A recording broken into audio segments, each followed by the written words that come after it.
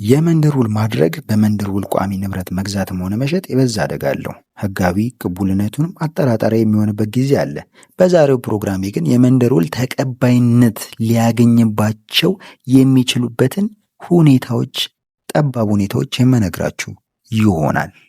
ሰላም ሰላም ክቡራትና ክቡራን ተከታታዮች እንዴት አላችሁ? በመግቢያ እንዳልኳችሁ በዛሬው ፕሮግራሜ የመንደር ውል ሕጋዊ ሊሆንባቸው የሚችሉበትን ሁኔታዎች አሉ። በመሰረቱ የማይንቀሳቀስ ንብረት ለማስተላለፍ ወይም የማንቀሳቀስ ንብረት ላይ ያለ መብትን ለማስተላለፍ የሚደረግ ውል በፍርድ ቤት ወይም በውል ለማዋል ስልጣን በተሰጠው አካል ፊት ካልተደረገ ተቀባይነት የለውም። ነገር ግን የተወሰኑ የሰበር ችሎት ውሳኔዎች በመነሳት የመንደር ውል ሕጋዊ ተብለው የሚቆጠርበት ጥቂት ሁኔታዎች አሉ።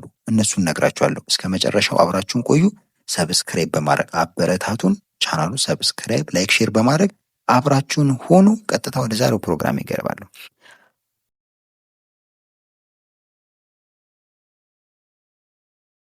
የሽያጭ ውል በመንደር ውል ሲደረግ የመንደር ውል ቤዚካሊ ባይደረግ ጥሩ ነው።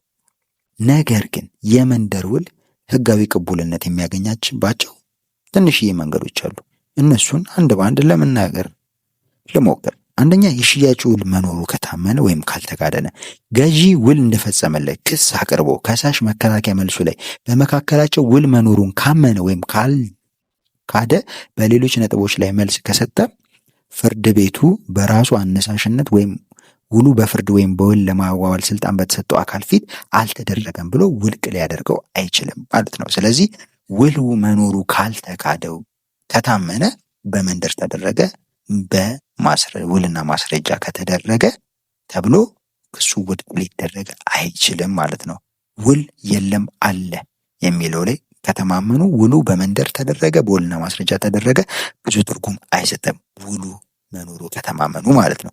ሌላኛው በማህበር በመደራጀት የተሰራ ቤት በሽያጭ ማስተላለፍ ላይ በማህበር በመደራጀት እየተሰራ ያለ ቤቱ ተጠናቆ ካርታ እስኪወጣለት ድረስ የማህበሩ አባል የሆነ ሰው ይህን ቤት ቢያስተላልፍ ቤት የመስራት መብቱን ወይም እጣውን እንዳስተላለፈ እንጂ የማይንቀሳቀስ ንብረት እንዳስተላለፈ አይቆጠርም። የማህበሩ አባል በስሙና ካርታ ባለቤትነት ማስረጃ እስካልተሰጠው ድረስ ቤቱ ወይም እየተሰራ ያለው ቤት በማህበሩ አጠቃላይ ይዞታ ስር የሚገኝ በመሆኑ የማህበሩ አባል ለሶስተኛ ወገን ሊያስተላልፍ የሚችለው እጣውን ወይም ጥቅሙን እንጂ የማይንቀሳቀስ ንብረቱ ላይ ያለውን መብት አይደለም። እንዲህ አይነት ውሎች የግድ ስልጣን በተሰጠው አካል ፊት ሊረጋገጡ አይገባም ሲል የፌዴራል ጠቅላይ ፍርድ ቤት ሰበር ሰሚ ችሎት በሰነድ መዝገብ ቁጥር 36/294 ቅጽ 8 ላይ ወስኖበታል ማለት ነው።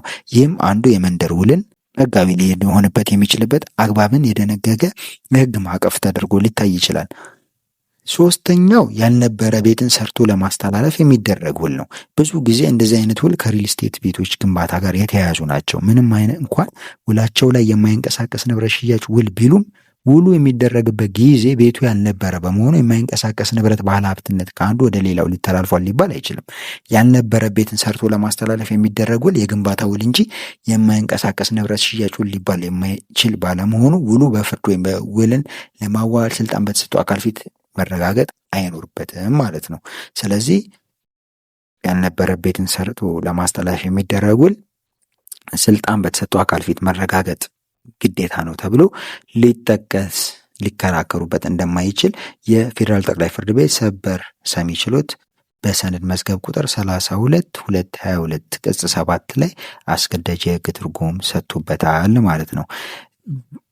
ሌላኛው አዋዋይ ፊት ቀርቦ ነገር ግን አስተዳደራዊ ወይም ፕሮቶኮል ጉዳዮችን ለተወሰነ ጊዜ ሳይፈጸምለት የቆየ የመንደር ውል ነው። ችሎቱ እንግዲህ የፌዴራል ጠቅላይ ፍርድ ቤት ችሎት በዚህ በሰነድ መዝገብ ቁጥር 36/740 ቅጽ 8 ላይ በሰጠው ውሳኔ መሰረት በግራ ቀኙ መካከል የተደረገ የመንደር ውል ስልጣን የሰጠው አካል ፊት ቀርቦ ነገር ግን አስተዳደር ወይም ፕሮቶኮል ጉዳዮች የተሟሉት የተወሰነ ጊዜ ከቆየ በኋላ ቢሆንም ውሉን ለማዋል ስልጣን በተሰጠው አካል ፊት ያልተደረገ ነው በሚል ውድቅ ሊያደርግ አይገባም በሚል ውሳኔ ሰጥቷል። ችሎቱ እንዳለው የቤቱን የሚመለከተው አግዳና አገዳ ለማጣራት ክፍያ ለመፈጸም ውልና ማስረጃ መዝገባ ጽሕፈት ቤት ውል በውል ላይ ማህተም ሳያሳርፍበት የፕሮቶኮል ቁጥር ሰጥቶ ሳያረጋግጥበት የተወሰነ ጊዜ ያለፈ ቢሆንም አስተዳደራዊ ጉዳዮች እስኪከናወኑ ድረስ በውሉ ላይ ማህተም ሳያርፍበት መቆየቱ ወይም የፕሮቶኮል ቁጥሩ ሳይሰጠው መዘግየቱ ውል እንዳልተደረገ የሚያስቆጠረው ነው ማለት አያስችልም በማለት ውሳኔ ሰጥቷል ማለት ነው። በመሆኑም በእነኚህ ሁኔታዎች የመንደር ውል ህጋዊ ሊሆንበት የሚችልበት አግባብ አለ።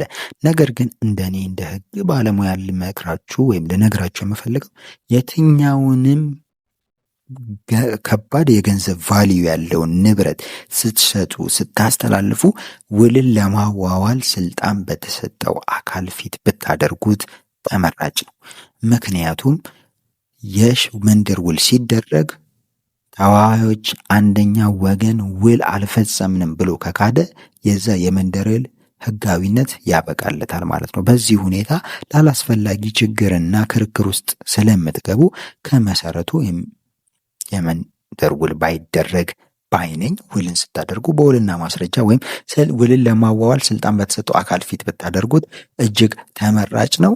ለዛሬ ያስኩላችሁ ፕሮግራም ይህንን ይመስላል። በቀጣይ ሌላ መሰረታዊ የህግ ፕሮግራም እስከምንገናኝ መልካም ጊዜ፣ ቸር ሰንብቱ።